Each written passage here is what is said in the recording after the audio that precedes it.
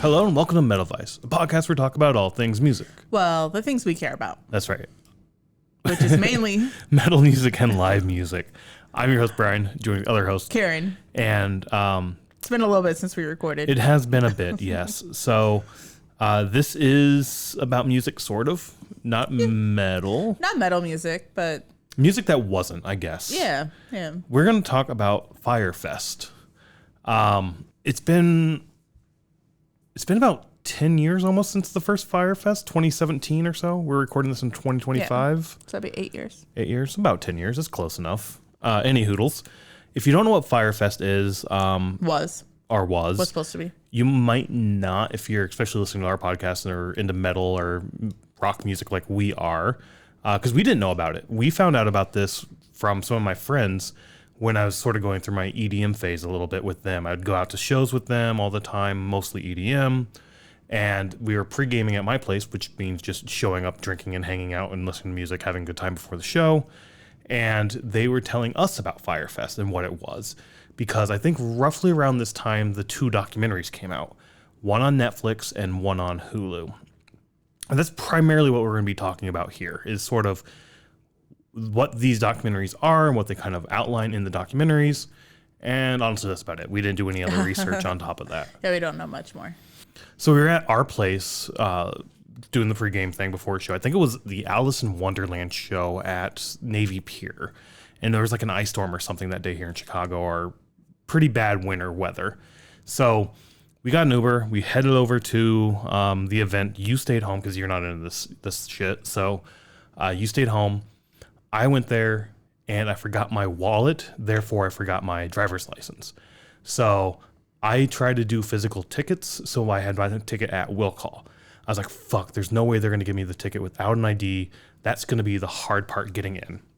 But I had the order and the confirmation in my email. I figured I can show them this. They'll give me the ticket then.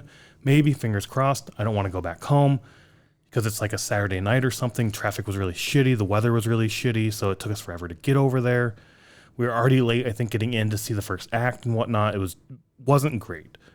And I forgot my license. So I was unsure if I was going to be able to get in. So go to the first line, the will call where I get my ticket, and explain to them everything, show them the confirmation on my phone, show them that that's me. It's got the same confirmation number. It's got everything on it. It's not like a scan. It's not a thing. It's like an actual email. And reluctantly, they gave me the ticket. I don't think they should have done that, but whatever, they did. And I was like, fuck, yes, this is the best part. I won't be able to drink because I'm not going to get a wristband. That's fine. I don't need to drink. So we go through the next line to get our wristbands, get our IDs checked and whatnot. And I go through, and the individual I was talking to, I can't remember who it was or anything like that, other than I get up there, like, we need to see an ID. I don't have an ID. Like, oh, well, you can't come in. I was like, but you can see, I had hair back then, and it was balding, a pretty big bald spot, gray hair and everything. And I was like, you can see I'm old enough to get in here, right? Like, just let me in. I'm not going to drink. It's fine. I won't drink. I won't go buy any alcohol, anything like that. Just let me into the show. Nope, we can't do that. So, fuck. I turned around to go home. You ordered me an Uber, I think, to pick up. I kind of remember this night, kind of not. This has very little to do with Fyre Fest. But it does a little bit. I'm getting into that here. Give it a second. I'll get there. Okay. I remember ordering you an Uber. They obviously called me. They couldn't find you. You couldn't find them. But you weren't very good at directions or knowing where locations were. So maybe that was part of it. Yeah. And also, like, Navy Pier, there's only a certain spot you can go to, I think, just at the end of the pier. And I had to walk all the way there. Whatnot. I don't know. I don't know. I think I tried to get an Uber, and that also didn't work. I ended up walking home from Navy Pier to where we lived in Old Town at that time. Probably a 20-30 minute walk. Yeah, maybe. Came up, got my driver's license. Like, fuck that. I'm not going to be able to get back there because, one, Ubers, again, are going to be crazy long to get there. I'm going to miss all of the set. So, fuck that. I guess I'm not going. So, by this time, you had already started the documentaries and that they had talked about when they were pre-gaming. I completely forgot about that. And I was like, oh, I was just in a really pissy mood. So, like, let's just restart these and rewatch them.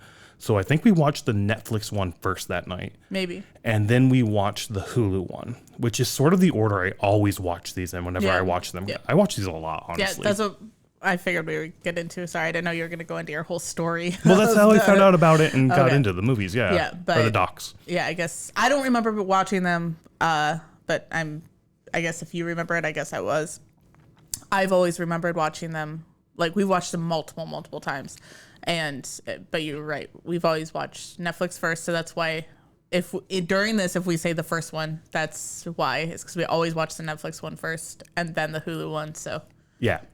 And so because there are 2 documentaries, the first one, or the Netflix one, it appears to be produced by Jerry Media, or the Jerry Media team. I thought it was Fuck Jerry. Fuck Jerry is like, it's Fuck Jerry and Jerry Media. Oh, like, okay. I think Okay. like Fuck Jerry is a subgroup within Jerry Media or something or whatnot. I don't know. Okay. I don't understand that whole relationship necessarily, but I think they're like one and the same. But I think this first one, or the Netflix one, is the one they produce. The Hulu one is just some other group producing that one and putting that on. And you can definitely tell a clear difference in those 2 documentaries in terms of the story they're trying to tell and the narrative they're kind of putting together. And we'll talk about that throughout this entire sort of episode, I guess.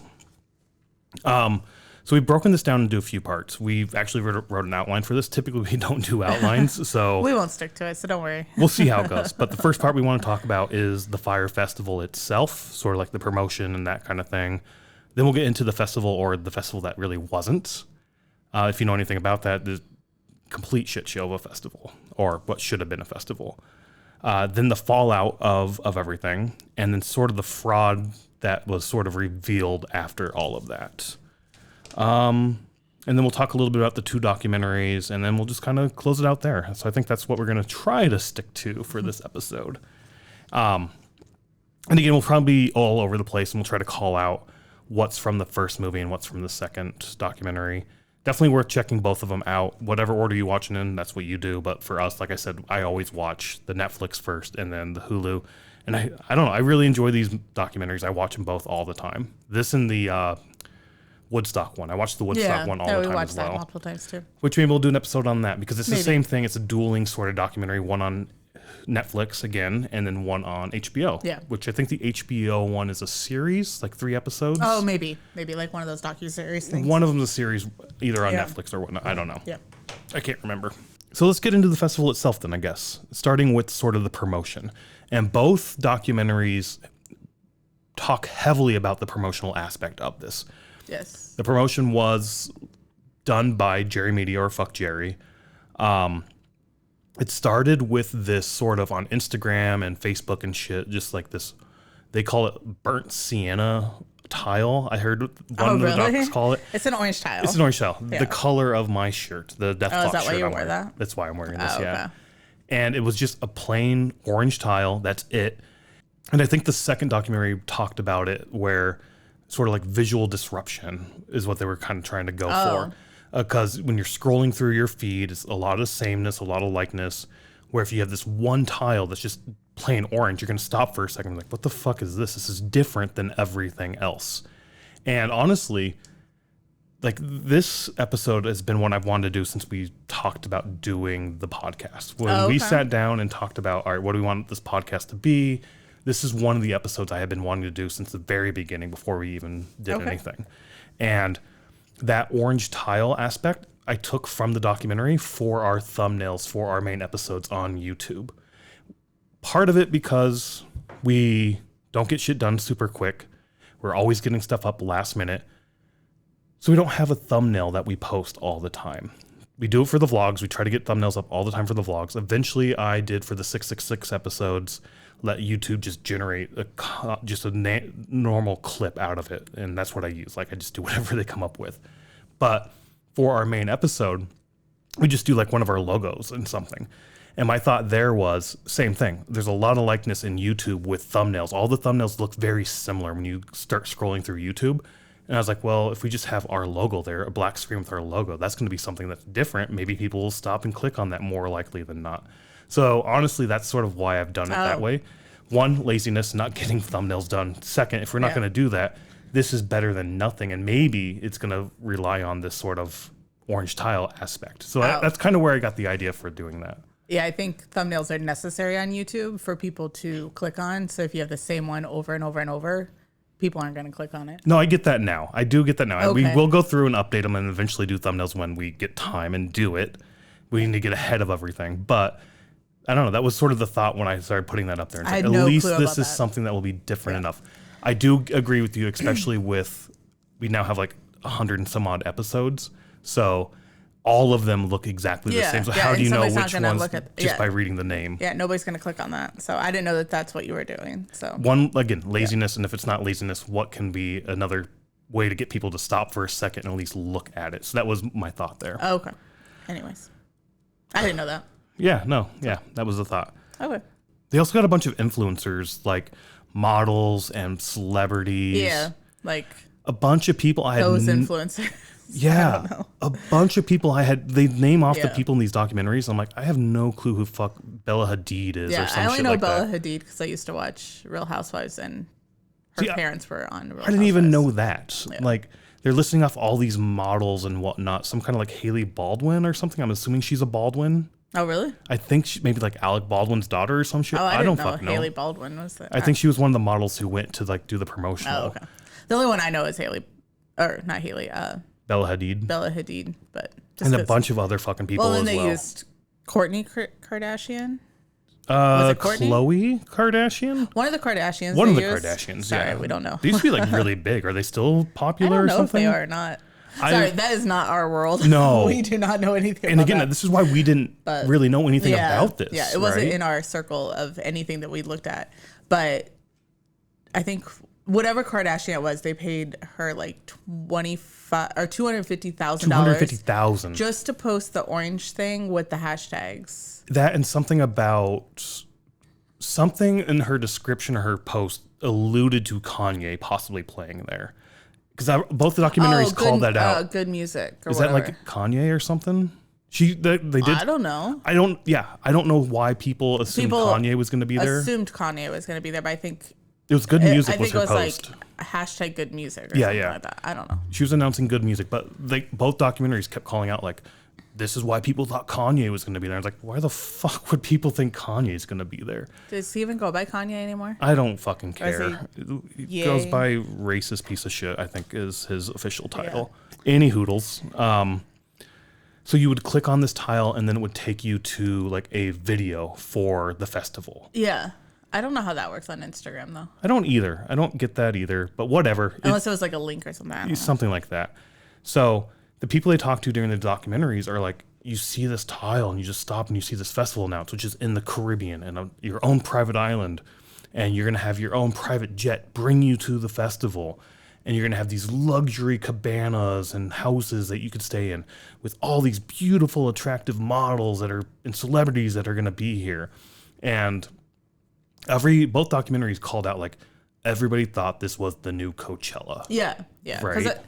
Which I don't know if Coachella had gotten to where it was yet. I think it was on the start to On the becoming way like to the like the luxury festival. Yeah, because I think like because even I don't remember which documentary it is, but I think it might be the Netflix one. People were trying, like investors in Coachella were trying to pull out of Coachella to. Somebody in the doc invest made in that this. claim. Yeah. Yeah, they said Yeah. as soon as we put this up there, people at Coachella like, how do we get our investment out of there and add it to your stuff? And I don't understand how people just get that thought of like these celebrities are going to be here at this. I don't know. Based on the video itself. Like I see that to me, in my mind, it's like it's promotion. You're trying to sell a festival. These people are not going to be at the and festival. you haven't done the festival yet, so you don't have like previous years to Yeah. use. And that's another 'cause thing. that's what a lot of festivals use previous years or Yeah, whatever. and that's what another thing. Like leading up to the festival, they're like they didn't show us any new images other than the video they shot. And I was like, because there are no new Right, videos, what there else are is no there? new photos. They're not going to show you an empty campground. Like that's boring. They're going to show you people having fun. Yeah. And like you're right. We're going to incarceration this year, and you go to their website and it's people in the pit cheering and enjoying a good time. from like last year. Yeah. That's from previous years, people. Like It's I don't know. that's one part listening to this and people talk about like, why I expected something different. I'm like, how the fuck did you expect something different? And maybe again, this isn't necessarily our circle of trying to get this or seeing this type of promotion, but a lot of places or a lot of festivals that we've went to, I'm even thinking like Chicago Open Air. they didn't really post anything. It was mostly just the lineup over and over and over, or the band announcements over and over and over.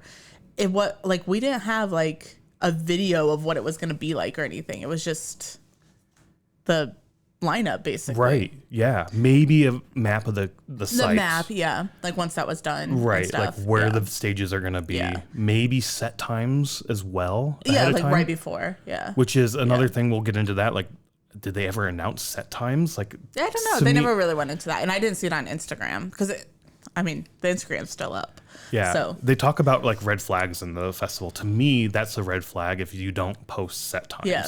Yeah. Or stages, like what bands are going to play on what stages. Yeah. Because, to me, that's a big part of going to a festival is now, all right, how do I plan out my day around what stages and what... Again, it maybe metal and rock is different. Yeah. Maybe it's where we different. go for the music and other people go to these festivals to go to the festival. Yeah. Like we had a friend, we were talking about music and they're not into metal or rock. And she was like, music now is more of an event, or you're trying to show people like, hey, look what I went to do, how much fun I had type thing. Like it's not I'm there to enjoy the music. It's there to like brag or to show that I went to the show. Thing. Yeah, exactly. Yeah. And I kind of get that vibe from Coachella now. Like I feel like that's how Coachella is. Yeah. Like I saw a thing on YouTube of like, this is... So it's like a commentary on people's videos, but basically it was like all the TikTok people or like people, influencers, I guess you would say, begging brands to sponsor them to go to Coachella and stuff like that. And I'm like, I would never even think about doing that. No, yeah. What else was there? Apparently there was like some kind of yacht packages you could buy. Well, so that came out a little bit more in the Hulu documentary, but they had GA tickets, and supposedly after like a couple hours or a day or something, like those sold out, and then all you could buy is the really, really expensive like yacht or villa packages and stuff like that. The more expensive ones that went up to like 200,000, if not more. Yeah, they were just package, like crazy expensive. Which got you like your own private villa or a yacht, probably like a bunch of VIP meet and greets with the artists and shit. I don't know what the fuck it came with. Did they say VIP meet and greets? That's the only thing I can assume that it would come with. Like, I think for it was that just price, for the housing. Was it really? Yeah. I don't remember ever seeing on the documentaries that it came with VIP. No. They didn't say that in the documentaries. I assumed with that ticket price that was one of the items that you got. Oh, okay. That's what I was sort of assuming. Oh, okay. Yeah, my assumption based on the price, what I would expect. No, I think that was just the housing. If I'm paying $250 just for a house and maybe $250,000. Yeah, that's what I'm saying. Oh, I don't know. The fest also apparently offered, outside of private jets bringing you in, which again I assumed that would have only been for a small number of people, not for everyone, because that's one of the issues people had was they packed everybody onto one plane. Yeah. And there's one influencer who's like, this is like even worse than like basic peasant economy. Like, this is horrible. Well, I fucking hated her so much. I know. Welcome to normal life where you have to sit in a normal plane seat. The Hulu documentary did have her, I think, and another influencer on there. And like listening to both of them, I'm just like, you guys are fucking loser dipshits. But that's how it all is. Are you guys fucking this stupid for real? Yeah. Like, they're goddamn stupid. In my opinion, my thought. Their whole life is just the luxury and the... Oh my gosh. So like... I don't know, like, kind of like what our friend was saying, like the elitism of doing something. And I did not leave that thinking like, I want to hang out with these people. I want to talk to these people. No. I don't want to be anywhere near these fucking losers. Like, no, fuck them. Yeah. And that one comment of like, this is like the worst plane ever. Like, fuck this bitch. I mean, honestly, it was like the size of the plane that like flies between like Chicago and Iowa, or like those really small planes that have they left like from 2 and 2. Miami to the Bahamas. Yeah, but it almost seemed like, so I think there was 5 planes total, if I remember right. Oh, okay. Or 5 flights. Maybe it's the same plane that's just going back and forth. Maybe. I don't remember them saying that, but okay. Yeah, I remember it being in the documentary. Okay. But they put the logo, the Fyre Fest logo they on it. They rebranded it. Yeah. So obviously somehow they had the rights to do that, but it's just one of those small planes. It's like 2 and 2 seats or whatever. Oh, yeah. I mean, I've flown it multiple times back to Des Moines since living here in Chicago. They're just small planes. It's not a private jet though. No. And I think that's what she thought that she was getting, is like a private jet. And maybe again with the $250,000 package, maybe that's included, but I don't think she paid for it. I think because she was an influencer, and they brought this up in one of the documentaries, several of the influencers were promised free tickets and free cabana, like free experiences just for making the post. Yeah. Again, like I'm saying, like people were begging companies to sponsor them for like Coachella and stuff. And like, then they get to go for free and have the cabanas, the villas, Which that I understand. I understand, like, if somebody's going to promote your show, sometimes they will give you free shit for promoting. Like, hey, if you promote our festival, here's this thing you can get. And that's just one thing they offered. Cool. I kind of somewhat understand that. But no, I understand it too. Another thing they offered, though, that I thought was really cool was a treasure hunt, apparently. They were going to have, like, a live treasure hunt. Like $1 million or something. Something, or even, like, a piece of the island. Because at one point, they were going to have it on Pablo Escobar's island. Yeah. But the owner of the island said, you can use it, just don't ever say Pablo Escobar owned this. And the very first commercial they did was, you're going to be on Pablo Escobar's island. And the guy's like, fuck no, you're not. Get the fuck off. Which led them to move it to Nassau, I think, was the place. No, was it Grand Nassau? Exuma. Grand Exuma, okay. Yeah. I think that's, Grand Exuma. Okay. And it's just a small part of the island over by Sandals Resort. Sandals Resort, I think.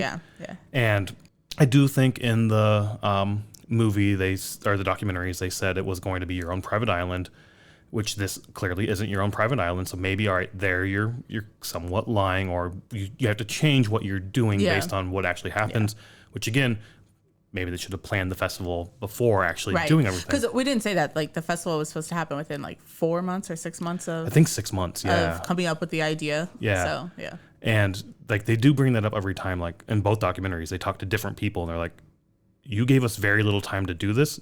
This festival should have been planned out 18 months to 2 years in advance before even announcing it. Like, you should have had all this shit figured out beforehand.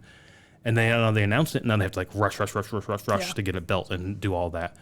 But one of the guys was in the documentaries was talking about, they just took the area they had and cropped everything out and said, here's your own island. Yeah. So the place that they were setting up everything to hold the festival was a housing development that didn't actually like take off. Yeah. So it's like above like a canal.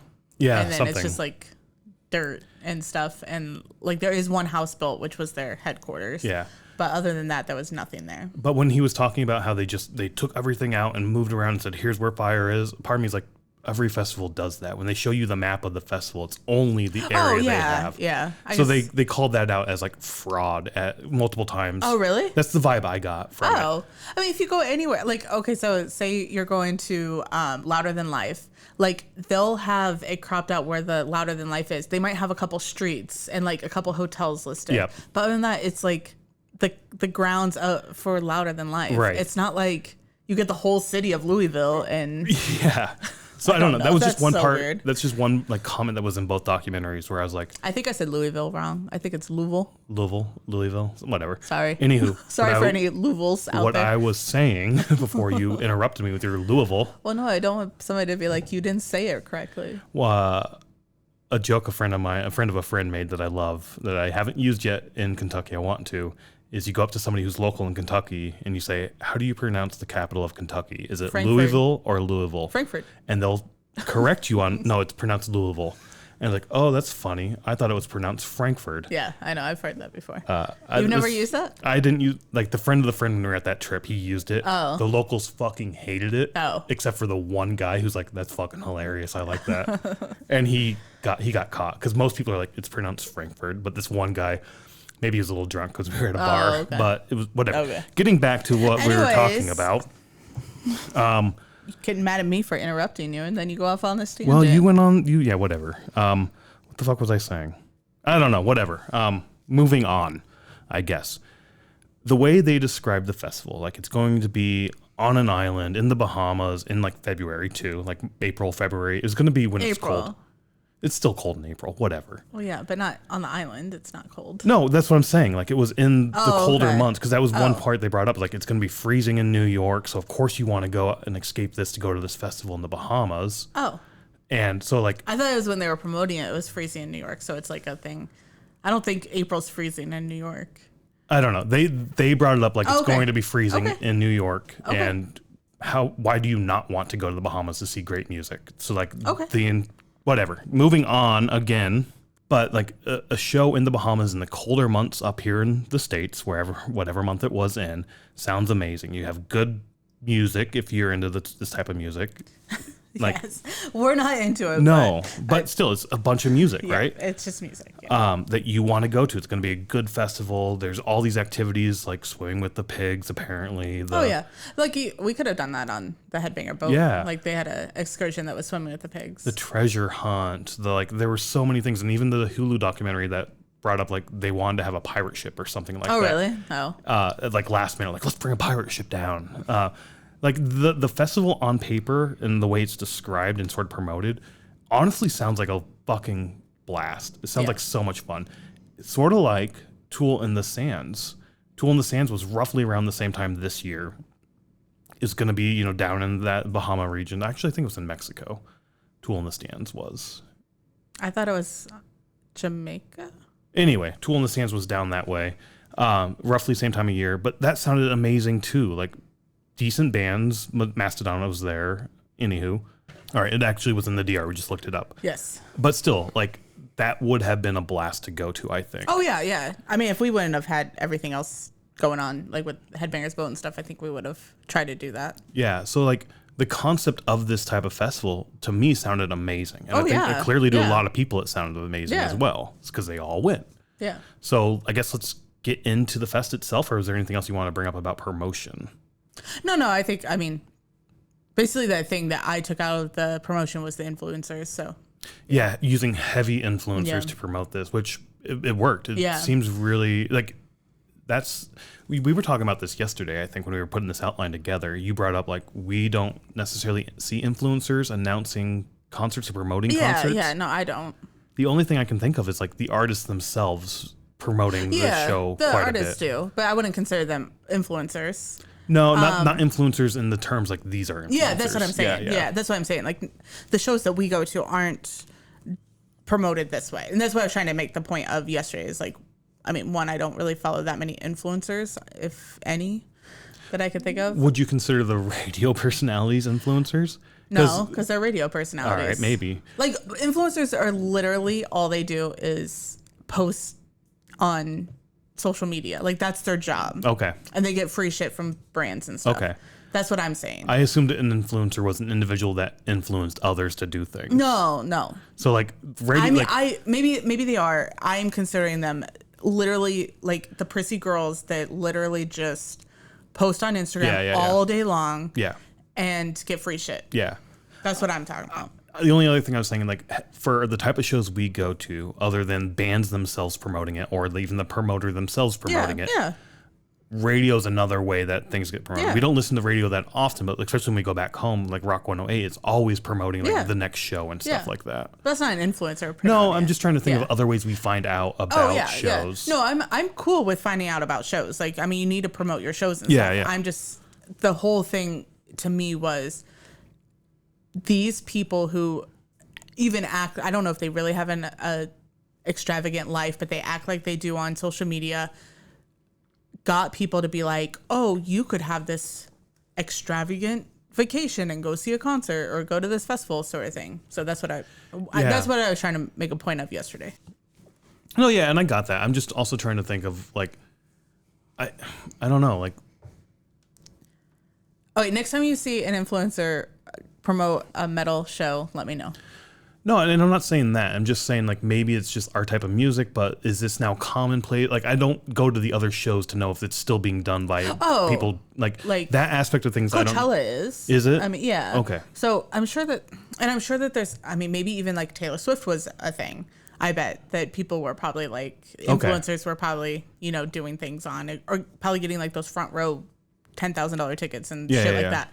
So, I mean, I'm sure it still happens. And and maybe it's just like it's not our scene. It's not our scene. It's not done as much in like the metal community. Yeah. Even though like you see a bunch of people go to like the Metallica shows and show the posters and like we do that shit. Yeah.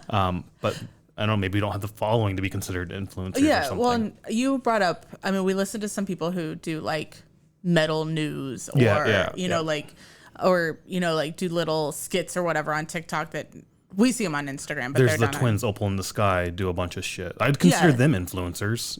They're a band. They are a band, but I don't know. I would consider them Okay. influencers. Like, I think we have a different idea of, which is fine. Maybe. I mean, I just have a different idea of what I consider an influencer, I guess. But you brought up with them, you know, somebody like, gosh, now I can't think of his name. It's Matt something, but like if he said Download Festival, like would I consider that an influencer promoting it?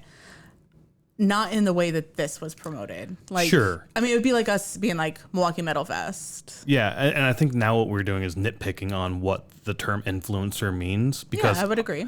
Yeah, like I said, I would definitely consider the Opal in the Sky twins. What they do is definitely an influencer in the metal sphere of things.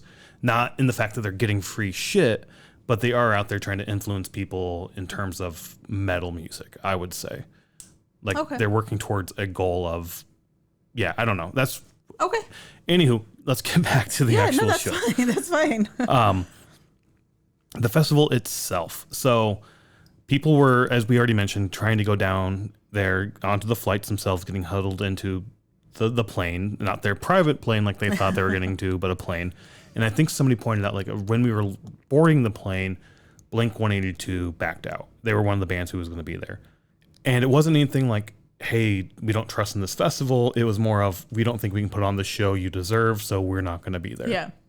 And the polite way of saying, we don't trust in this. We don't trust this. Which I think it turned out at the end, they just hadn't been paid, basically. Oh, probably. Yeah. So like, fuck that. We're not going down to put on a free show. Like why get on a plane if we haven't even got our retainer yet or whatever. Yep. Yeah. Because most of I can't say most of, but I've heard contracts are like, we pay you so much to get you signed, and then we'll pay you like either after the show or whatever. And they brought it into the documentaries as well. One of the guys apparently works in the music industry and works with these people, and he was calling up the other bands and their managers being like, hey, have they paid you, or are they sticking to the contract? Yeah. And the managers or whoever was responding, no, they haven't given us any money. They basically broken the contract since day one. They're not following our payment schedule. Yeah. And so maybe that's what it was. It was Blink-182 is like, they haven't given us fucking shit, so we're out. Like, we're not going to show up.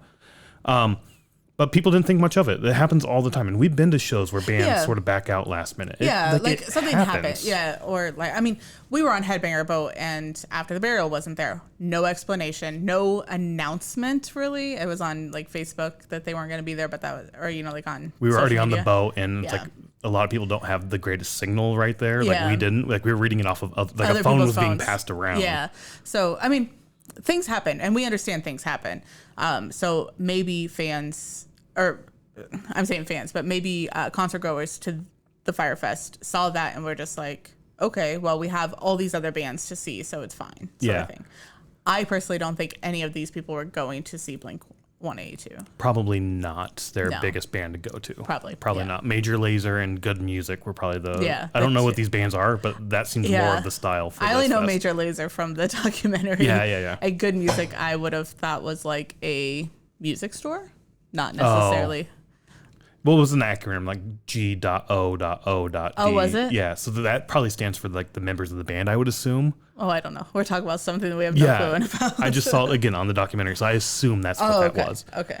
Anywho, I guess also we didn't really talk about this, but maybe this is going to be in the fraud section of this episode, of people like emailing or questioning through Instagram ahead of time. Let's talk about that during fraud, I think. Okay. But yeah, Blink-182 backed out. Probably blacked out too. I don't know. Yeah, who knows what they did.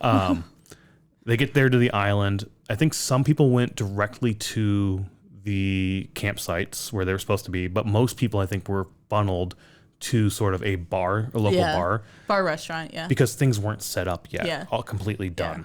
And in the Netflix documentary, the owner of that bar slash restaurant is interviewed. Like she was like the main caterer or like whatever for all the workers and everything. I don't know if she was the caterer for the festival or if it was just for the workers. Oh, okay. Yeah. Because I know that they kind of talk about the catering for the festival as well. Yeah. And like that didn't really work out either. But in that documentary too, the Jerry Media guys went down, 3 of them.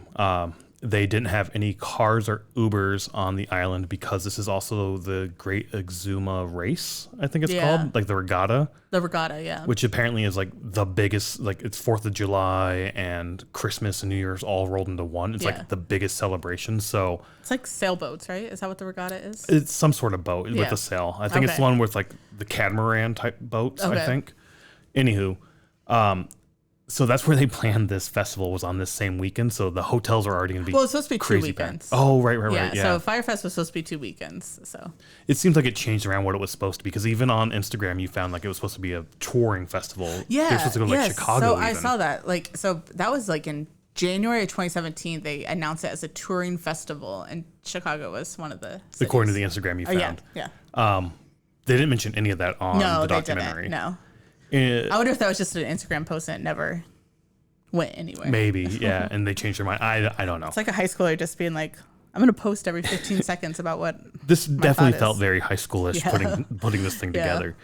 But the Jerry Media guy didn't have they were hitchhiking to get to the bar, basically. I think is where they ended up going. Yeah, I think that's where they went, And because all the cars were gone, all the Ubers were rented, and like it was just super busy because of this regatta. And it's like, all right, guys, you need to rethink and reschedule this. But nope, let's not do that. Yeah, and I think the Jerry Media guys were kind of like, I took it as we're part of the promoting company, like, and they didn't even send us a car, or we can't get a car ourselves. Gotcha. But it's like there was no transportation given. Yeah, I don't know. Interesting. I didn't get that vibe, but I can see that now for sure. Yeah, I can see that vibe. Okay, they're definitely broy dudes. Oh, so. They were. Yeah. Okay, probably 95% of the people that were here and working it, I would not want to be friends. I would not hang out with. No, it's just definitely the bro and Valley Girl festival, right? Yeah.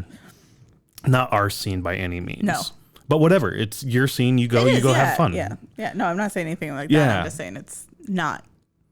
I don't want to be like, oh, well, that influencer, I wouldn't hang out with them either, because you've said that twice now. But just the attitude and how she's, they're not just her, but how both of them talk and how they are portrayed in the documentaries. I'm like, fuck you guys are shallow as shit. Like, no, fuck this. Yeah.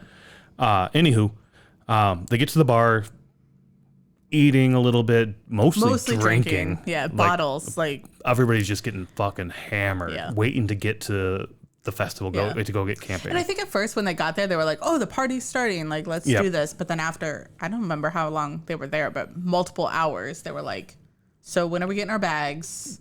When are we going to our villa? Because they still thought that they were getting a villa then.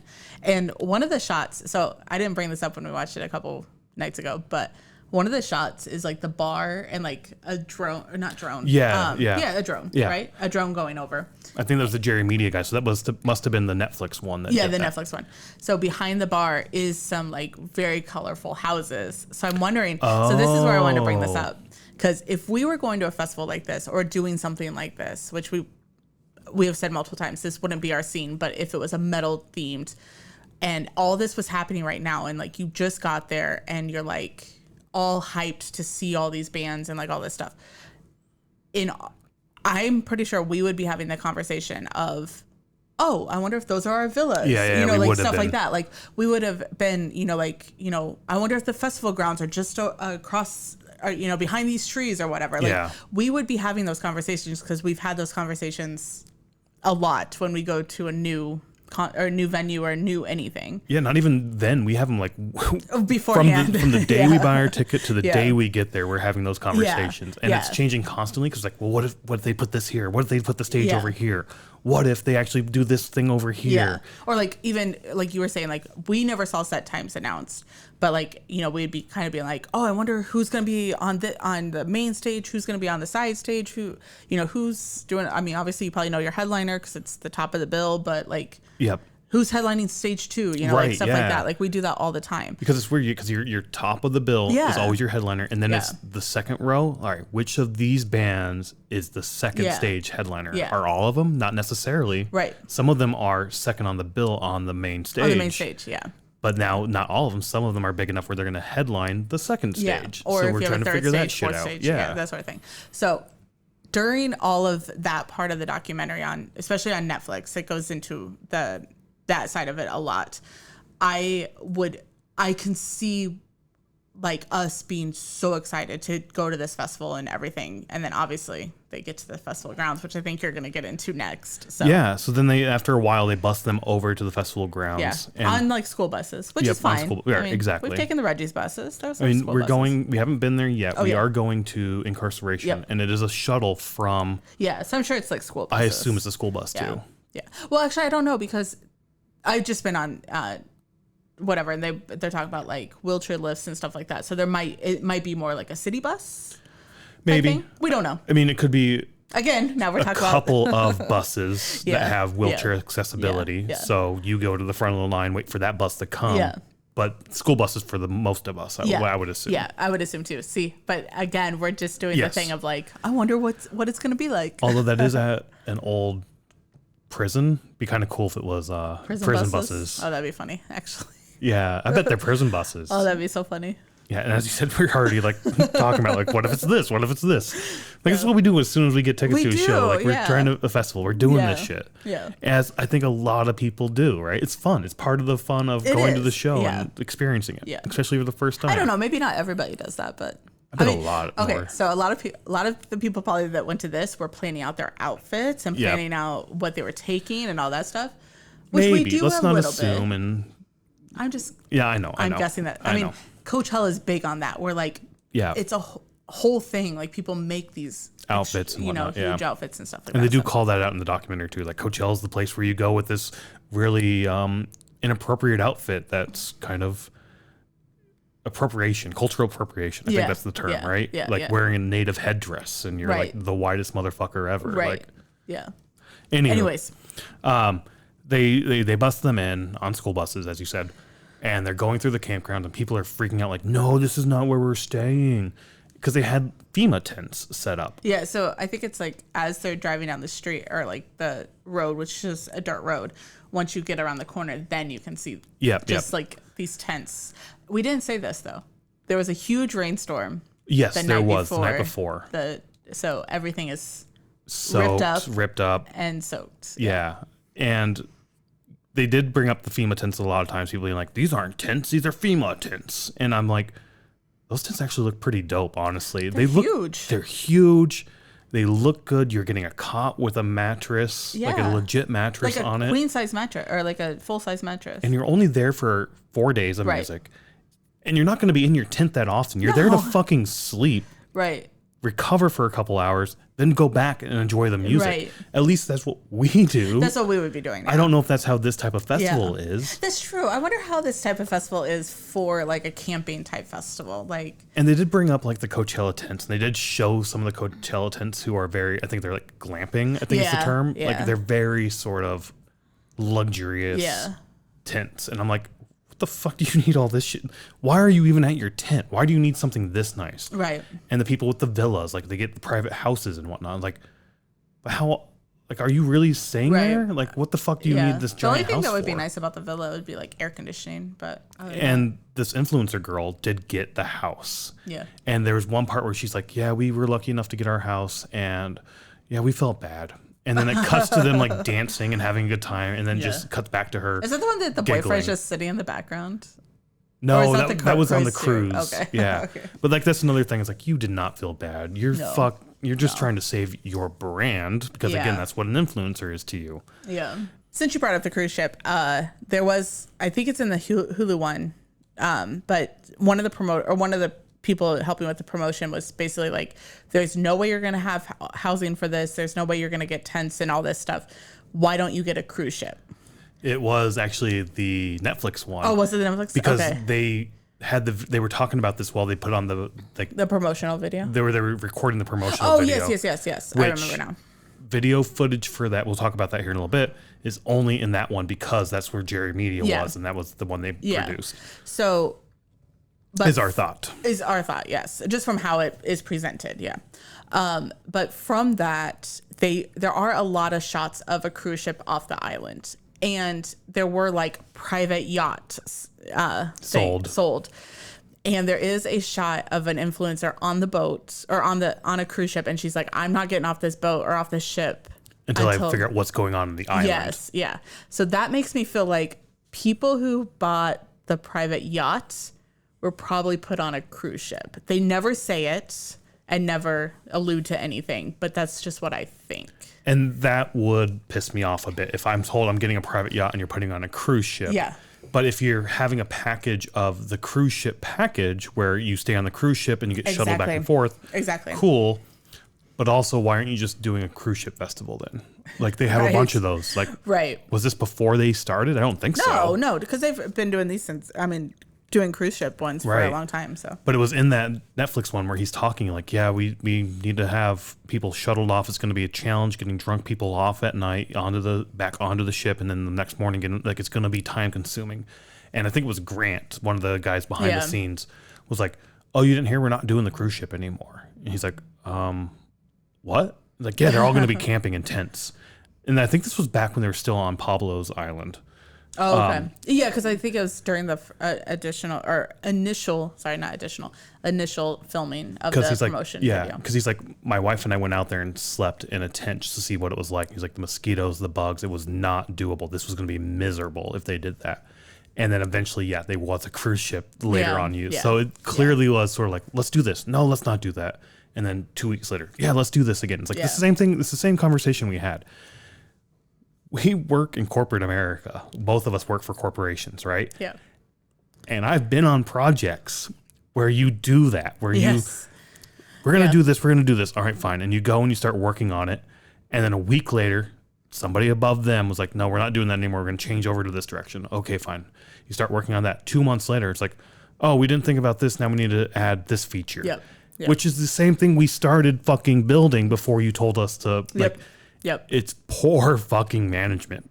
Instantly. You can easily tell that this is a shitty project being ran by shitty project managers. Well, these are just bros who are like, I have a great idea. Let's do this. And it seemed like everybody was fresh out of college. This was their first job. And not to knock people fresh out of college. Like, I got my job because somebody took a chance on me fresh out of college. Yeah, exactly. But I was dumb as fucking shit back then.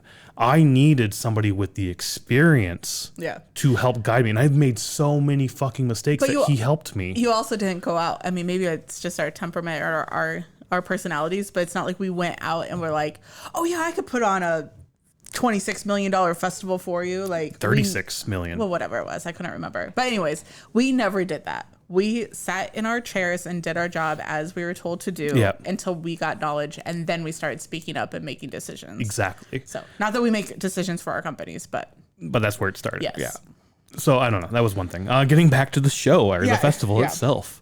What did we talk about? We talked about that. We were on the tents. They saw the tents, yes. And as they're driving through, I think I would be upset too. That if you thought you were getting like a villa or like a luxury tent, well, maybe, but also the fact that it was just destroyed. Oh yeah, nothing was set up. There was garbage all over the place. Like there were mattresses unwrapped. Like it was just not put together. So if it had been put together and everything cleaned up and nice, I don't think I would have been pissed. But showing up and seeing like, oh, you're still fucking building this. Right. I mean, we did that on Headbanger Boat. They didn't have the stage set up or anything. Not the main stage, and it was kind of fun just to sit and watch them do that. But I was just saying, I was just trying to compare it to something. But with the rainstorm that came in that we mentioned a little bit ago, all the workers, which they did hire, they had Bohemians do the work for them. And why I did this, you'll find out in a little bit. But air quotes for those listening. Yeah, sorry. Quote. I was quoting it, but. They were saying that they were working basically around the clock 24/7. People were getting like 3 hours of sleep, stuff like that. And then they were planning on working all night to get the tents done. And that's when the rain came in. Yeah. And the storms and everything. So they were saying we would have had all this done, but it was the rain's fault. But it was the rain, yeah. And I think even during the Hulu, like a announcement went out basically being like, due to unforeseen circumstances and weather, we couldn't put on this festival or whatever. Seeing the amount of work that they had to do, I don't think that they would have even gotten that done if they worked all night. No, I don't think so either. So, and that's just the campgrounds. That's not the stages. That's not the lockers that they were going to have. That's not the concessions, anything like that. Yeah. And even the concert, I it might be in our notes. Sorry if it's not, but even the concierge stand was literally just like wood put together with a sign that says concierge on it. And it was weird too, because there was an aerial shot of the campground and everything. And there was the big blue house, which is right next to the tents. Yeah. And the big blue house was supposed to be sort of, I think, the headquarters. Yes. Yeah. Yeah. That was the only house in the housing development that was done. Yeah. And that's where people are where this huge line of people eventually went to like, hey, where are we fucking staying? Where else Where's would our they go? shit? Yeah. And people were already drunk off their asses from going to the bar beforehand because they got funneled there and they were given like free booze or some shit, or maybe not. I don't know. I don't know if it was free or not, but. And yeah, it was just fucking weird. So they're standing in line, getting irate, getting upset. And Billy's up there like shouting at people, giving orders, and like answering as many questions as he can. Apparently on the table. I don't think we've said his name. This is all put on by Billy McFarlane. Yes, was sort of the big visionary, and Ja Rule as well, which both documentaries touch on very, very heavily. The two here getting involved. So Billy's up there like directing people, answering questions, and eventually, I think it's said in the documentaries that he basically said, just go grab any tent you can. Yeah. If you have a village, just go grab a tent. And then it was a free for all. Everybody just mad dashing to their tents. And then even they talked to one guy, I think it was in the Netflix one, of like, our friends, we didn't want anybody near us. So that's in the Hulu one, I think. Okay. Yeah. We just started ripping up the tents next to us, cutting holes in them. One friend was pissing on all the beds and stuff. We took all the other beds for ourselves. There's another account of a woman taking all the toilet paper. And granted, we watched this documentary and this came out before COVID. Yeah. When apparently like toilet paper became a commodity. Yeah, that's true. Because we went to fucking get groceries the night lockdown happened in Chicago. Like legit needed groceries and legit needed toilet paper. And toilet paper was fucking gone. Yeah, we were talking about this just a couple days ago because we used to have like a set night that we would go get groceries, and it was Thursday.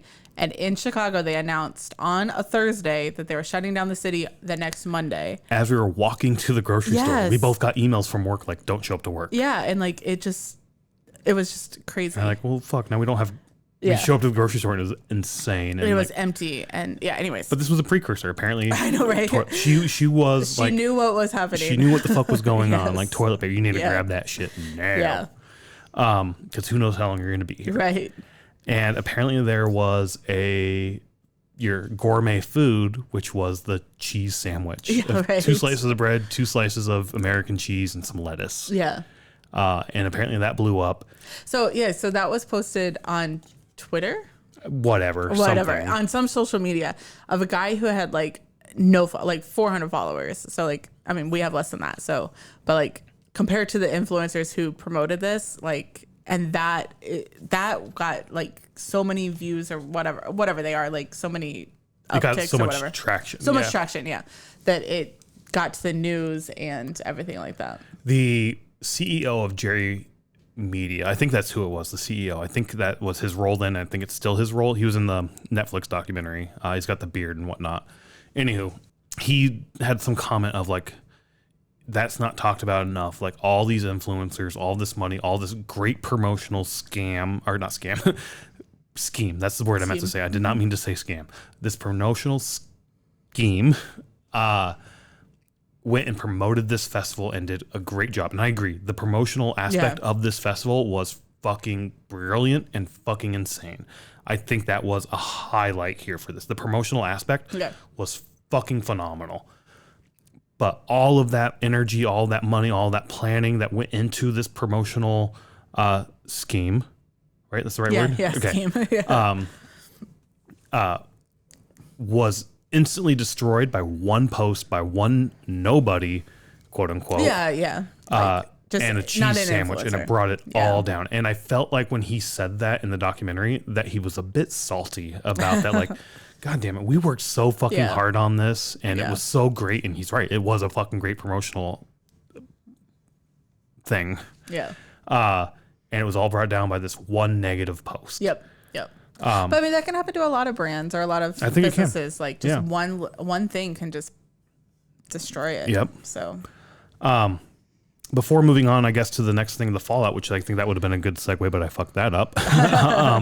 Is the getting out of the festival. They told people to go to the tents and whatnot. Some people said, fuck no, I'm not doing that. One of the guys in the Hulu documentary, the other influencers, like, we're not doing this. Yeah. We're going back to the airport and getting the fuck out of here.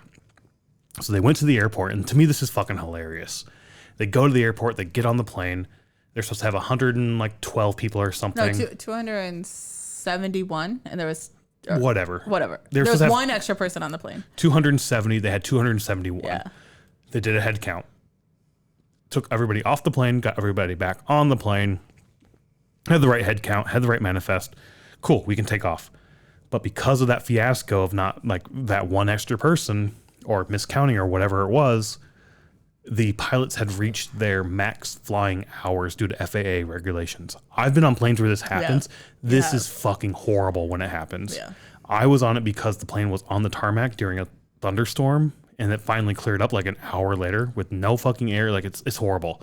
And then it clears up and we can finally fly out, but they're like, nope, sorry, we because we were flying on the tarmac, air quotes again, we can't. You have to. And the same thing happened here.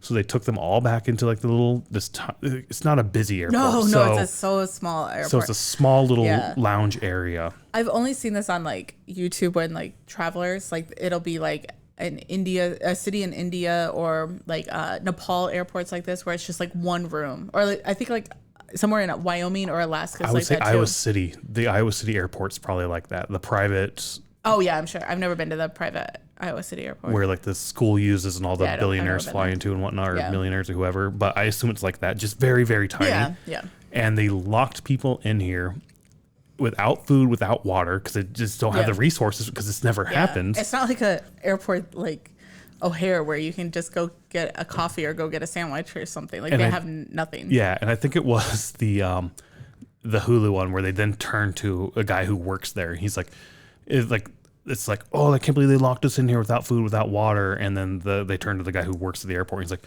yeah, well, we can't have them out running around the tarmac lighting cigarettes and blowing themselves up, plus a fuel truck. Yeah. Like that's now a bigger problem we have to deal with.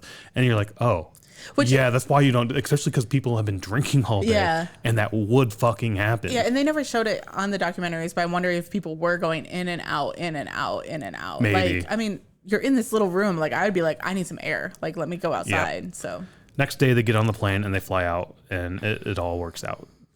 Works out. You know what I mean? It doesn't really work out, but everybody eventually gets back to the mainland mainland Miami. And there was a post, as you said, like, due to unfortunate circumstances beyond our control, blah, blah, blah. And another post, apparently by Fyre Fest, that was like, yeah, so we hit a rough patch with day one, but day two is going to be awesome. Yeah. I truly wonder how many bands actually showed up. I wonder if anything happened. Yeah, if any band even showed up.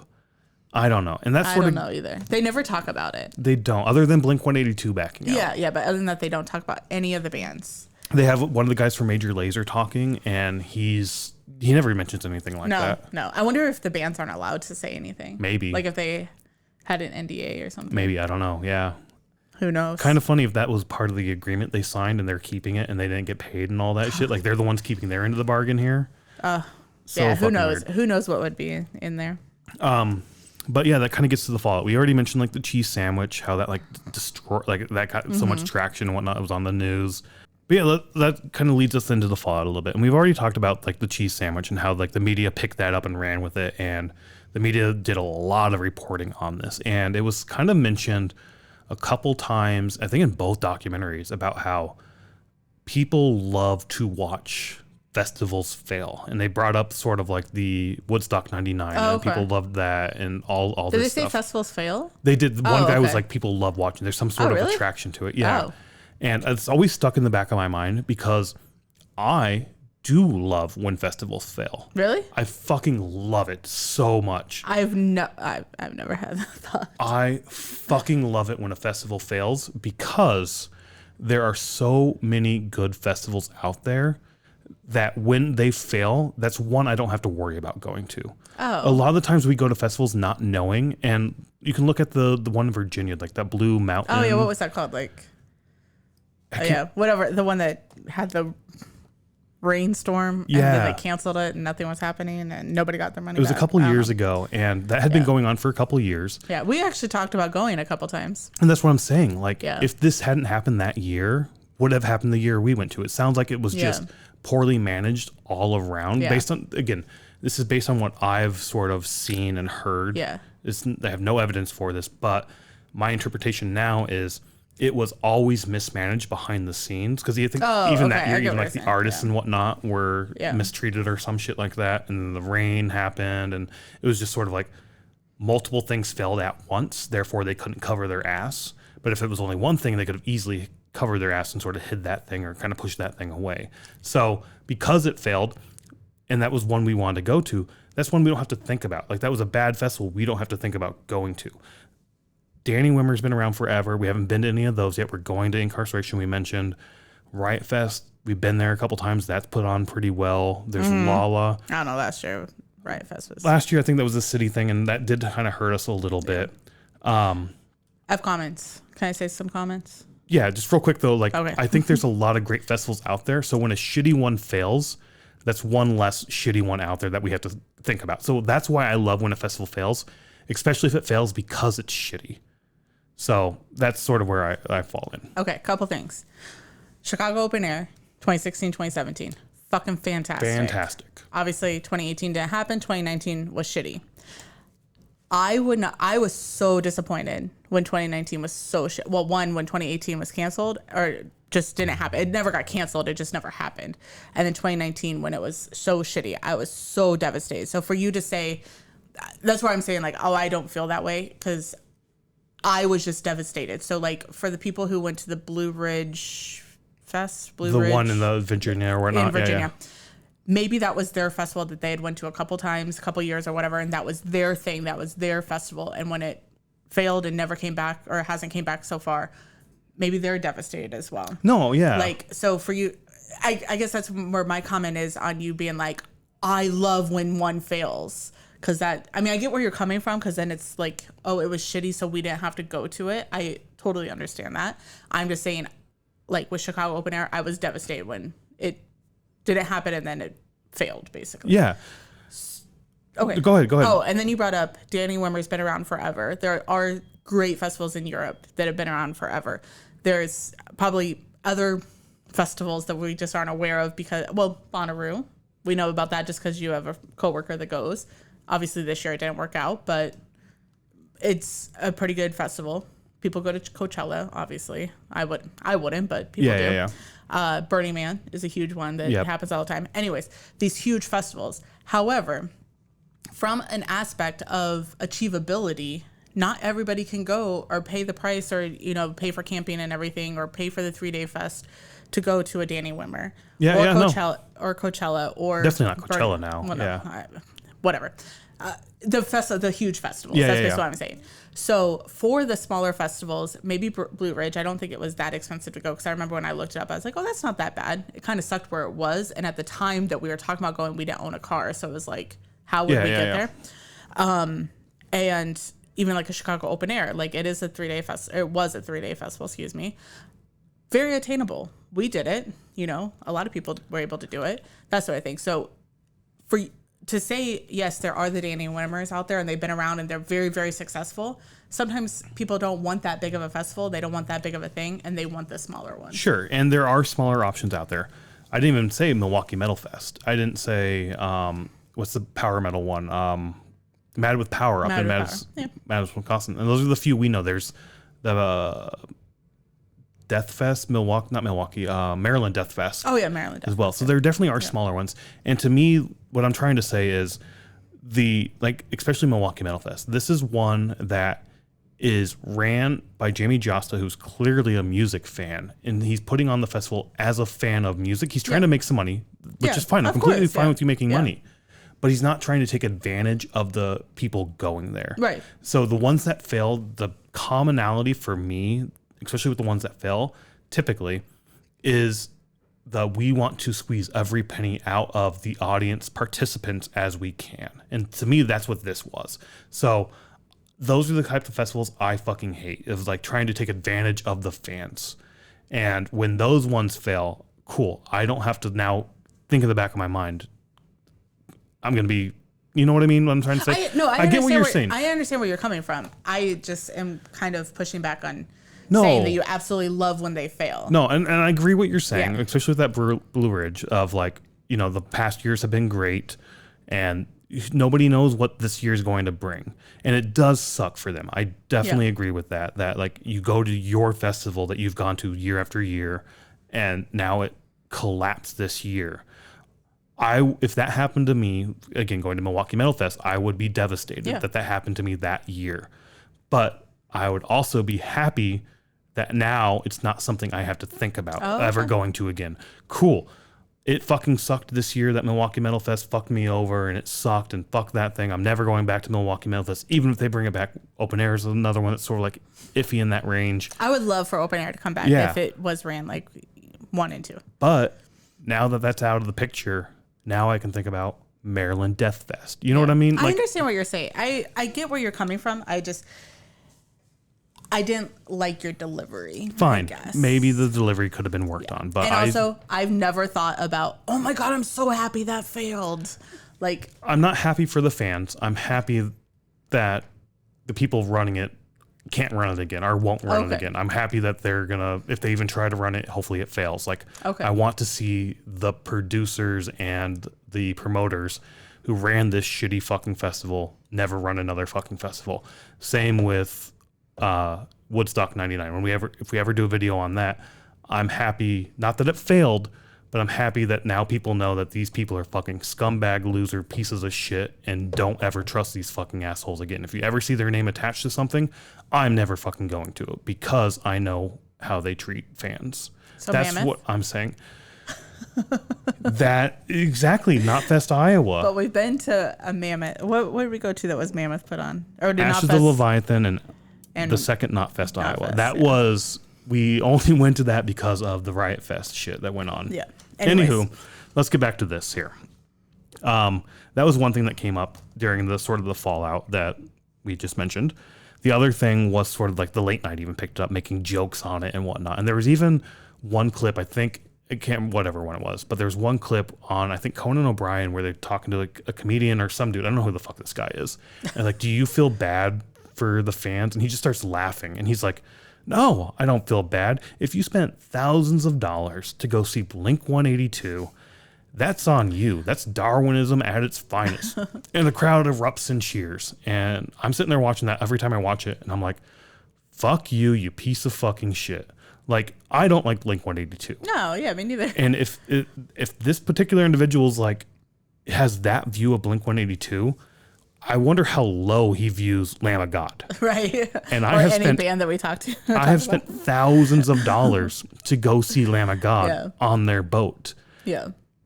And you know what? Fuck you. It's the music I like. It's what makes me happy. Right. What if Blink 182 is your band that you absolutely love and you're like, oh my God, I can go see them on an island? Right. That is awesome. And a treasure hunt going on too. You want a treasure hunt? I do. That'd be so much fun.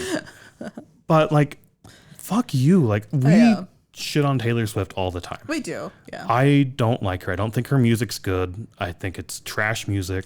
Can I tell you something? What? So my cousin texts our group chat with my aunt, my cousin, and I in it that her youngest was walking down the stairs and he just starts hitting his head. And she's like, what's wrong? What are you doing? He's like, I'm singing Taylor Swift in my head and I wanted to get out. That's fucking awesome. I know. When I read that this morning, I just started laughing. So, I mean, yeah, there's those of us out there who don't like the music and don't think it's that good of music. But you know what? There's a million other people out there who love the music and it brings them happiness. Of course. So don't let us shit on your parade. If it's what makes you happy, go fucking do it.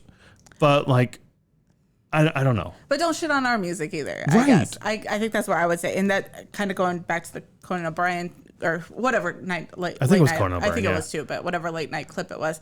Don't shit on somebody else's thing. Like, yeah, fuck you. Like, no, fuck you. And I don't know. That pisses me off every time I watch that because it's like, and it wasn't like Blink-182 was the only band that was going to be there. They were just one of many bands. And you're going there for the entire experience, not just that band. Yeah. So that's always a low point for me in the documentary. And this guy, it's like, fuck you. Like, no, I'm done with this. Which the fallout then led to a lot of people filing lawsuits for fraud of no less.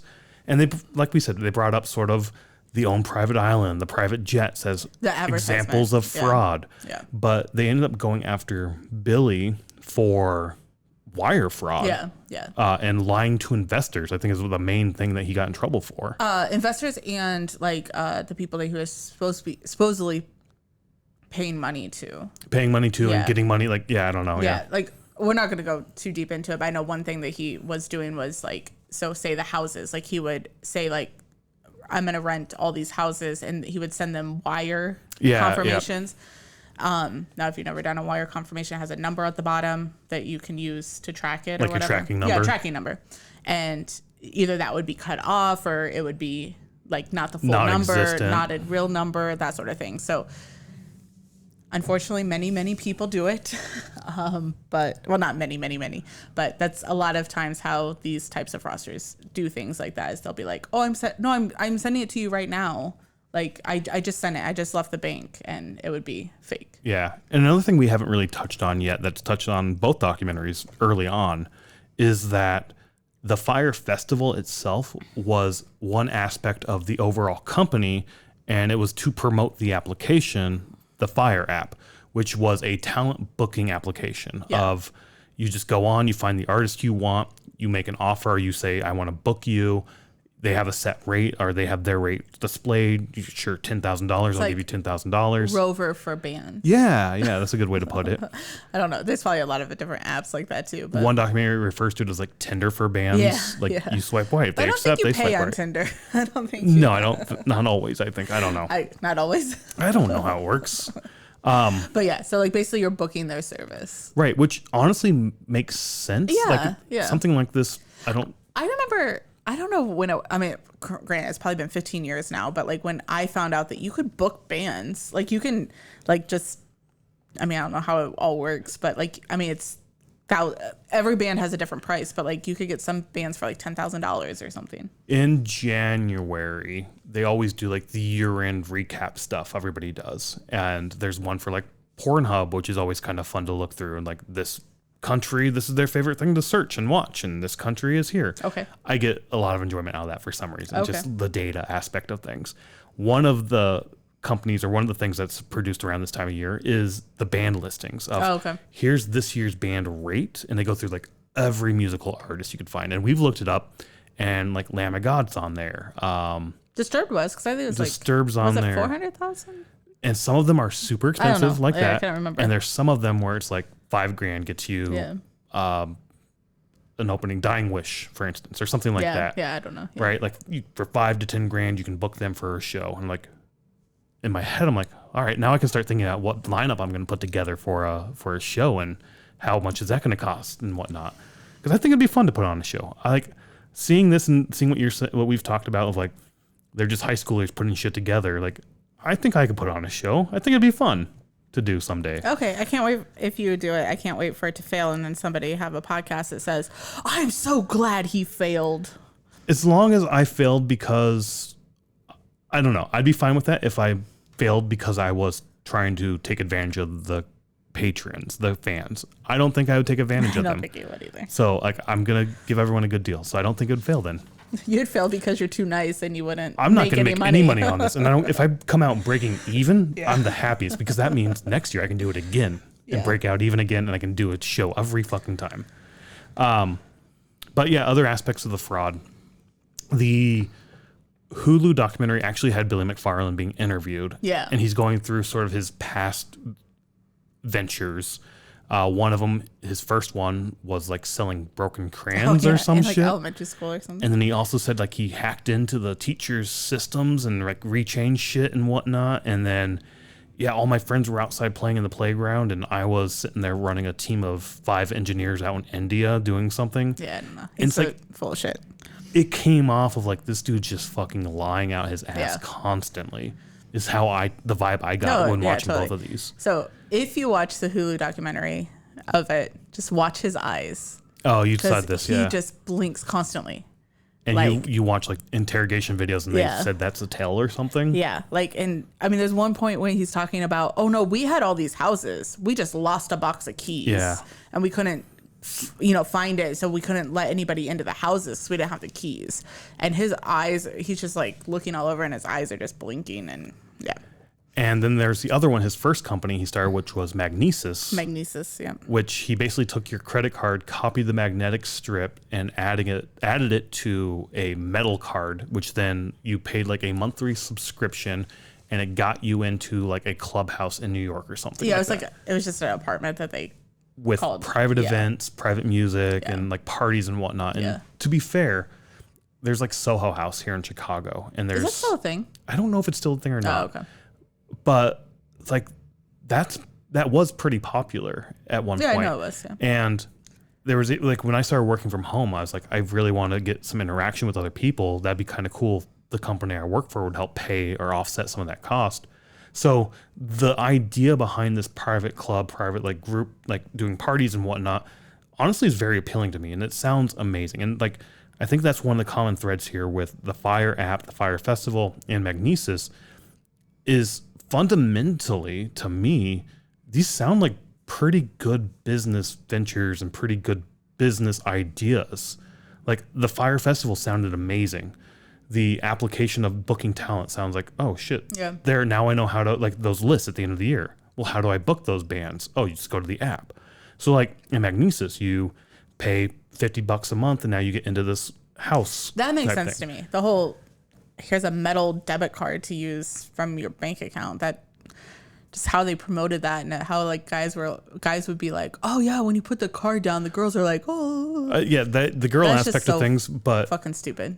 Honestly, when somebody throws a metal card on the table, I'm that person like, oh my god, that's fucking awesome. Let me see your card. Like I love the metal cards. They go clank. Like except for you can't shred them. You can't shred them. We have a stack of them and we can't do anything with But I them. love them. They're so cool. And like the Apple card, I was at a bar with a friend and his friend, and he had like the Apple credit card, and like that thing was hefty. And I got to play with that. It was a lot of fun. Oh my god. I have never cared about what debit card or what card you I have. love the fucking metal debit cards. Okay. I love it so much. Okay. So to me, that makes perfect sense. Maybe it's a guy thing. I don't know. Maybe. The girls don't give two shits about like, the metal card or whatnot. That would not impress me if you pulled out this metal card that says Magnesis on it. Oh, it definitely impresses me. Well, not the Magnesis, but the metal card would impress me. But like even this venture had like fraudulent aspects, because one of the promotions with Magnesis was getting really in-demand tickets to events like at the time, a discounted rate. Yeah, at the time it was like Hamilton tickets Yes. or like Super Bowl tickets and stuff And like that. apparently I think he was buying them on StubHub then to turn around. So he was like losing money out the ass to do this. Yeah. Like it was all just sort of a scam basically. Yeah. Well, yeah, because he would have to, like, if he sold Hamilton tickets. Well, first I think he sold Beyonce tickets, and then he had to buy Hamilton ticket or sell Hamilton tickets so he could pay off Beyonce tickets and blah blah. It was a snowball. Keep it going, keep it going, keep it going. Yep. Which Fyre Festival was the same way of like they said this is a cashless system. You need to load money onto your cards. We again incarceration. We just got our wristbands yesterday, and they said add your credit card or debit card to it. But I think that's different than loading money onto it. Yes, 100%. Yeah.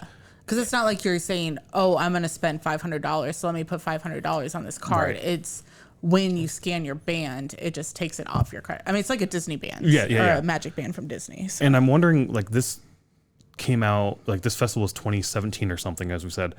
I can't remember when the cashless sort of systems happened. Yeah. Like, was this the first iteration where it was more common to load money on? Maybe it was. Back then? Well, and it could have been because I remember, I mean, okay, I'm going to use Disney as an example again, but I remember going to Disney and doing their Food and Wine Fest, and like you got a card and you loaded money onto the card instead of like now you just scan your band and it takes it off your credit card. So maybe it was. Yeah, because every time you tap it, that's then like the surcharge, right? Yeah. When you do a credit card, like a 3% tax or fee. I don't know. So if you load money on the card, that's you get feed once instead of every time you tap. Disney doesn't. Yeah, so like if you use your band, Disney just does it by like just getting like the business aspect of things. I get what you're saying. Yeah.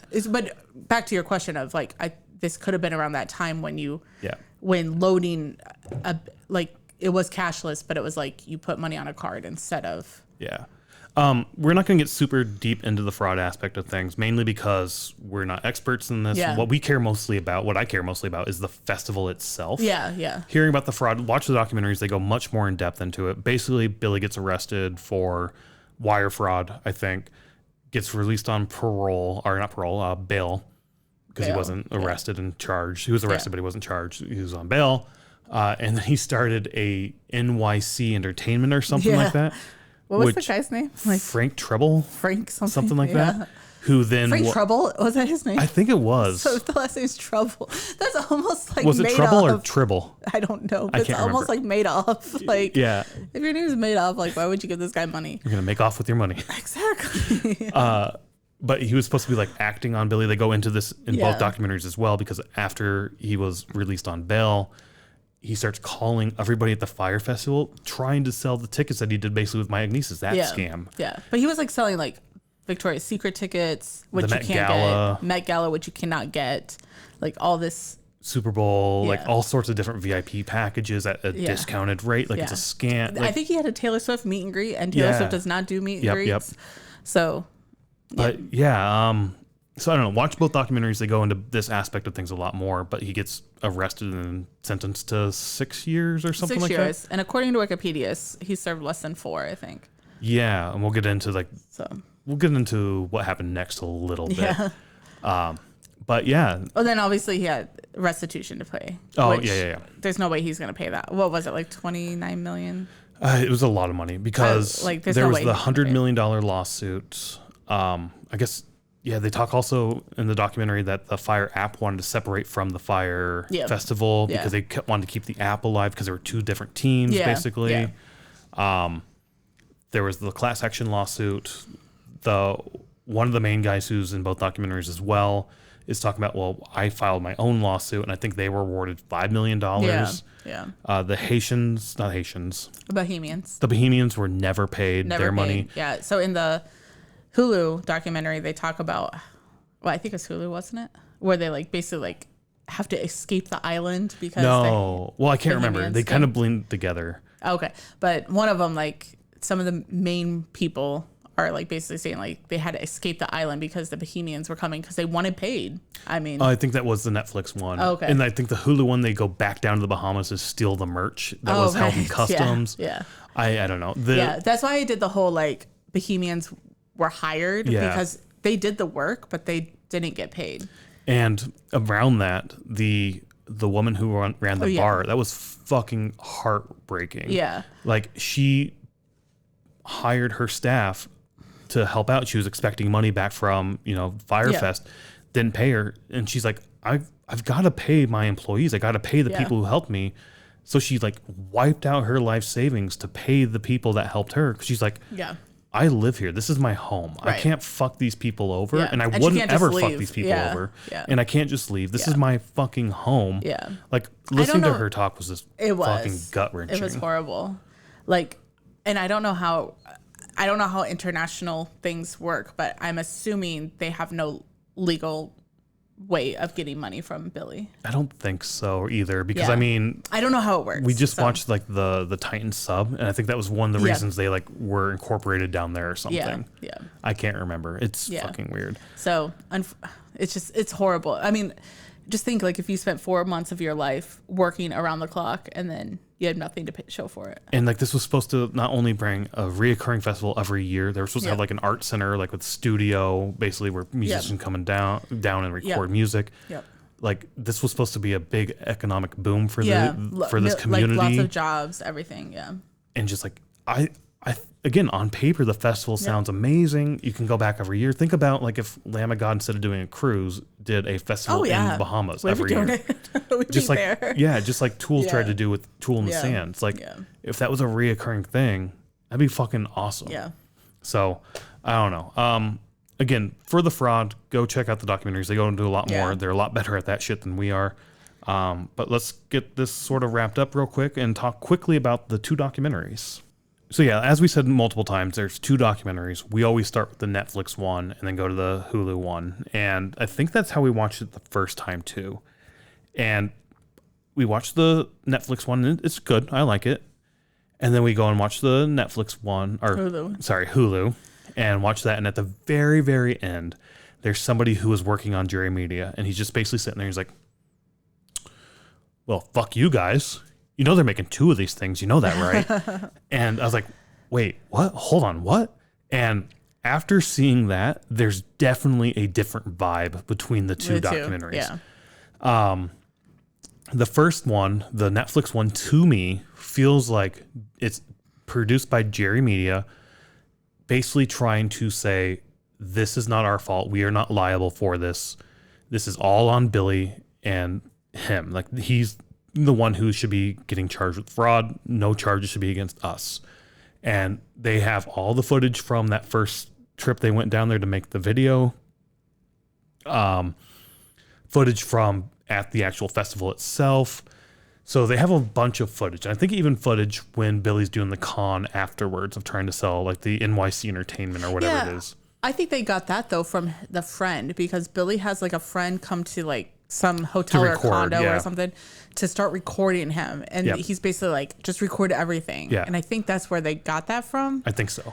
But the Hulu one doesn't have all this footage, because I think the Hulu one, again, is trying to say it's not just Billy's responsibility. It's also the Jerry Media guys, because they were the ones who continued to promote it.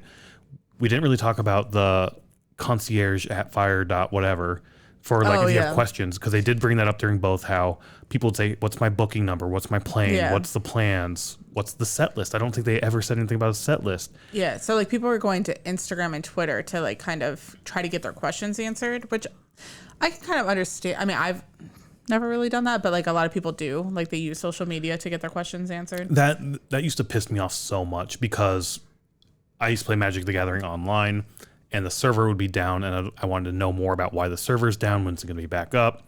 And their website had like nothing. But if you go to Twitter, their Twitter page is like constantly updating. Like, motherfucker, I'm not on Twitter. Like, I hate this fucking piece of shit. Yeah. Post it to your goddamn website. Again, I'm old. Maybe that's my problem. But still, do it to both fucking locations here, folks. So basically with the Instagram things, or Instagram questions, they were like deleting anything that was negative, and then they were supposed to screenshot like the question and send it to somebody to get answered or whatever. I don't know. It was just shitty. Then they just turned questions or comments off, and like then they did the concierge thing or whatever. So like, I don't like the Hulu one was basically pointing out like, you are responsible also because you were doing those things on behalf of Fyre. And there's one quote, I can't remember what one, but basically like they were talking about accounting documents or some sort of documents, balance sheets that were doctored on behalf or at the request of Billy. I think that was sort of the quote of like, these documents were changed on the request of Billy. And to me, in my head, I'm like, so the person who changed them, if they didn't whistleblow, should also be held accountable because you broke the law. I don't give a shit if your boss told you to do this. You broke the law by doing it. Yeah, that happens in financial institutions. Like if you're caught doing something illegal or whatever, then you would not only get fired, but you would get the consequences as well, which is generally a fine and like all that stuff. Yeah, it doesn't matter if your boss told you to do it. You still fucking did it. Yeah. So like there was that one quote where I'm like, in my head, I'm like, no, sorry, you are in trouble now too. Yeah. But so like that's the vibe of the 2 documentaries. Yeah. One, the Netflix one being Jerry Media saying, nope, this isn't our fault. It's all Billy's fault. The Hulu one, the vibe is definitely, it's all of your faults. You all fucked people over. You all scammed people. Fuck you all. And I tend to agree more with the Hulu one, that everybody should have been held, like more people should have been held responsible for this. Yeah. I just wonder how like, I mean, I've never been in a situation where you have like a contract with somebody or whatever, but like if you're just doing what your contract says that you're supposed to do, not counting the financial like doctoring documents and stuff like that, but like say the Fuck Jerry contract, like where they literally were hired to promote the festival, they were there to film the festival, that sort of thing. They were just doing what they were supposed to be doing. Like And then they even said, like, they were answering questions on Instagram, and they're like, this isn't what we were hired to do. Yeah. Like, we were here to promote the festival, not do, like, support or whatever. Yeah, I don't know that aspect of things in terms of the contracts and whatnot. But like I said, I was gonna say, I think it's in the Hulu documentary where they do mention where, I guess whoever was doing the Instagram, like the fuck Jerry person that was doing Instagram, basically was like, we're not going to answer these questions anymore. We're not going to post anymore to promote the festival. And so they basically took away, like, changed the. They're like, we need the sign-in rights to this. Like, here's the new person in charge of this. Yeah, pretty much that. And it's like, they could have done that portion way sooner than after everybody was already on the island. Yes, that was the Netflix one. They brought that up. Yeah. Because it was the yoga guy. He was supposed to be teaching yoga, and he was, like, apparently raising red flags throughout the thing.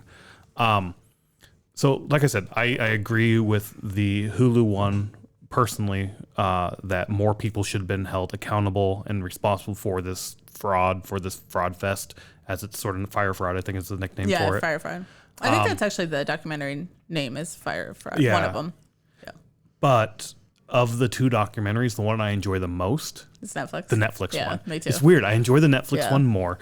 It is not the entire picture. I don't feel like watching both of them gives you the entire picture. I definitely enjoy the Netflix one better.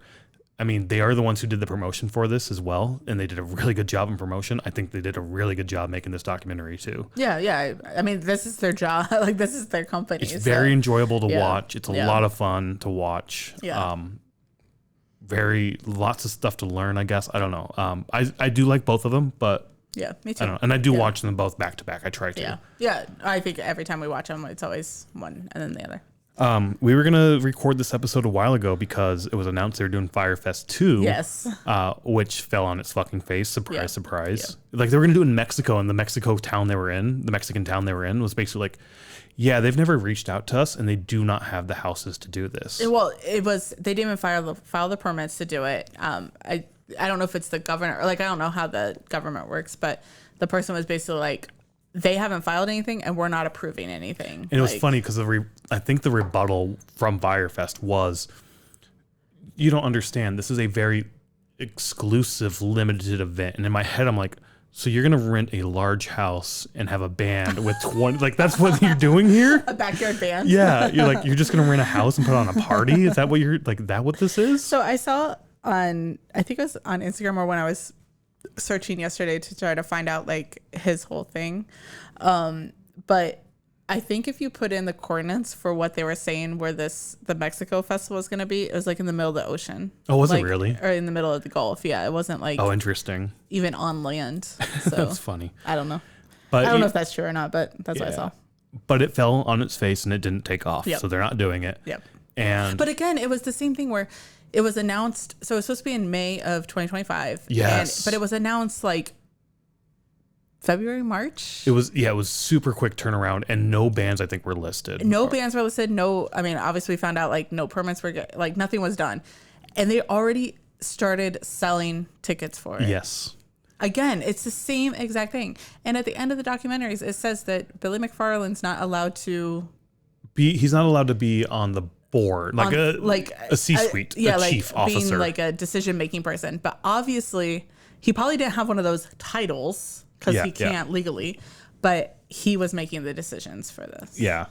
But after it failed, also Billy was trying to, I think, sell the rights to the name of Fyre Festival. Yeah. And I just remember the comments in Reddit being like, why nobody would buy this? And to be fair,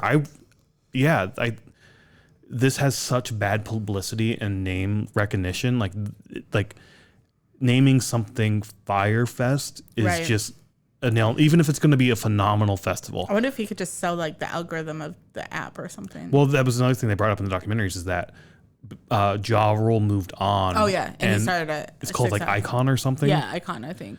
So I don't know if that's still around or not. I don't know either. But again, like, that premise of that app makes sense to me. Yeah. No, it does. Yeah. I didn't know that was such a big thing to hire talent for stuff, but maybe, like, more in, like, like a big party or something. Well, we also just restarted watching Silicon Valley, and the very first episode is Kid Rock playing in the backyard of like And then somebody who just Florida's got there. seated. Yeah. Florida, aka Florida, is in Well, it. you've been to conferences where they have. Conferences have like- like music nights. Every time I'd go to the conference, they would have music I forgot that about night. that. Yeah. So I think it is a thing. Yeah, for sure. The app just makes it more attainable for the layman, like for us, basically, right? Instead of having a big corporation or something, or somebody rich and famous doing it. Not even famous, just rich doing it. But yeah, this has gone on quite long. Way longer than I thought. I love watching these documentaries, like I said. I'm glad we finally sat down and recorded some of this. This has definitely been one I've wanted to do for a very, very long time. So Yeah. yeah, me too. I'm glad we are recording this finally. And there's plenty of other music documentaries out there. We touched on the Woodstock ones. We'll probably do an episode on that because we have some big thoughts on that. Yeah, I definitely want to do one on that. There's the new Astroworld one as well on Netflix. Yep. It's really good. We watched that once. I want to watch it again, and we'll do an episode on that someday. I wonder if more documentaries will come out on that or if it'll just be the one. Yeah, I don't know. It'd be interesting. Like the Woodstock one is on like HBO and Netflix, and like this is Netflix and Hulu, so I'm wondering how it'll work out. Yeah, I don't know. It'll be fun. But yeah, there's a lot of documentaries. Those are just a couple. There's a lot of documentaries out there about music, not just festivals failing and shit like that, but just music in general and sort of the history of music and particular bands and artists, which are fun. So yeah, I think it's just the ones that fail are the ones that people are interested in. Yeah. Kind of like what you were saying. So that's what they're making documentaries of. Yeah. I mean, I would love to see a documentary of like Wacken or. We did watch one. Did we? Yeah, it's Or did on we just watch Quello. the YouTube? Well, it's a mix. Oh, It's a mix of a documentary, and there's also that roadie one that we watched. That was really good. I can't The remember roadie one. It was on Amazon, I think, and it was this roadie who had been a roadie for like 30 years, and he's going through talking to the people he worked for. Oh, right. That was really, really good. I want to watch that again. We'll probably do more of these documentary style episodes in the future. Hopefully they're not as long. This was basically 2 in 1. So if we do with the Woodstock, it's going to be maybe even longer than this. Probably longer than this. We have a lot of thoughts on that. So we hope you enjoyed. If you haven't seen the documentaries, check it out. Like, you might be like us who had no clue what the fuck Fyre Fest was. Even if it's not your music, it's still a fun watch. Yeah, and it's, I mean, like we related to it. Yeah. Especially going to concerts. Going to it, yeah. That's the aspect, again, that we gravitated to the most. The fraud aspect was kind of cool to learn about, but I wanted to know more about the musical and why it failed, and obviously it failed because of the fraud and whatnot. So, yeah. But in any case, go check this out, or more importantly, just go see live music. Support the bands you like, and go see them at live shows. And, yeah, we'll see you out there. Yep. Bye.